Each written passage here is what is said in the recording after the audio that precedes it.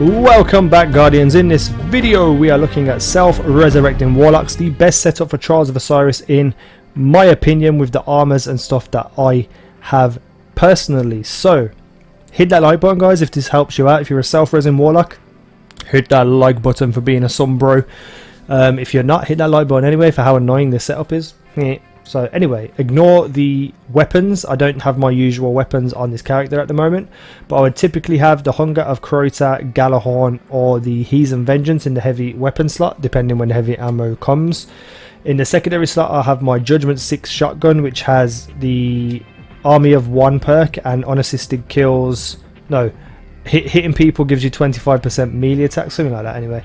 And then I also have a Rude Awakening shotgun, which I use, and a 2 to the Morgue, which I switch between.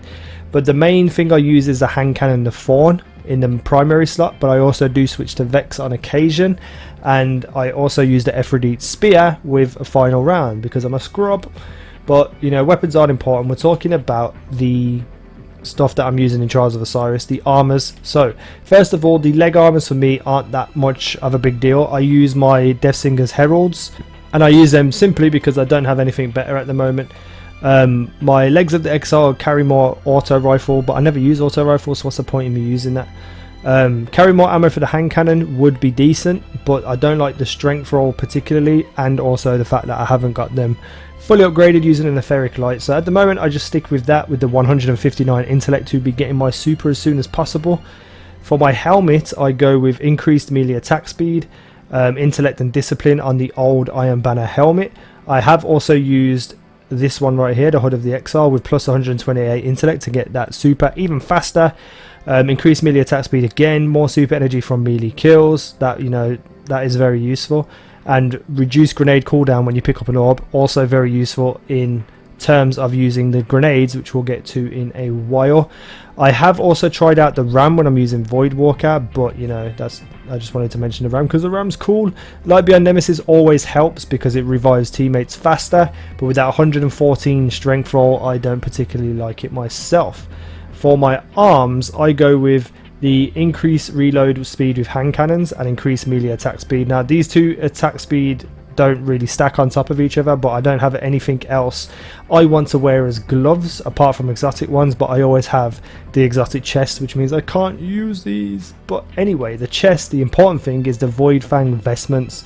Now you're probably thinking, why are you using that for Sunsinger? Well, simply that perk right there, Spawn with Grenade Energy.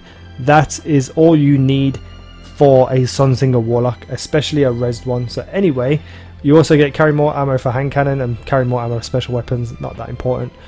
But the setup that I use is very important to that chest piece with spawning with grenade energies, because we're going to use the firebolt grenades, and the firebolt grenades are incredibly OP to the point where if you throw them in the middle of 3 enemies, it's going to hit all of them for about 90 damage. And if you've got 2 of them with this perk over here, Gift of the Sun, that is 2 sets of 90, which is going to put them at a massive disadvantage from the off if it's a close in tight map when you spawn and run over to them.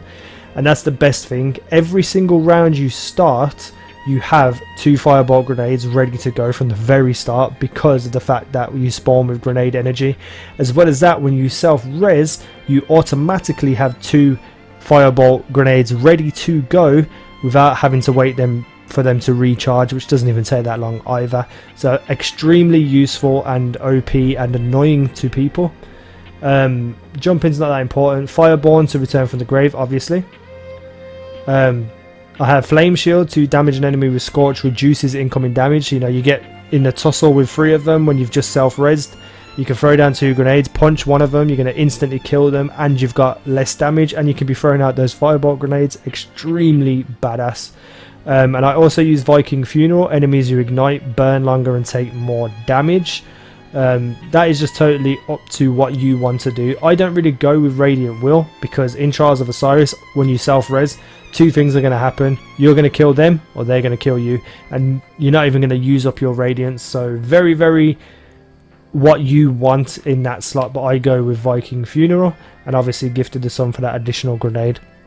Incredibly overpowered in the sense that you always have 2 firebolt grenades. If you're using something like a Fawn, you can easily wipe out all 3 of them on your own. I've done it many times. When you self-res, you've got 2 grenades ready to go. You've got a Scorch melee, which will reduce your incoming damage to help you thingy, and that Scorch melee will kill someone straight away. So very useful in my opinion. Let me know what you think about this setup, guys. If you have something similar to this or you want to change something, let me know in the comment section below. Hit that like button, subscribe if you haven't already, and I'll see you in the next video.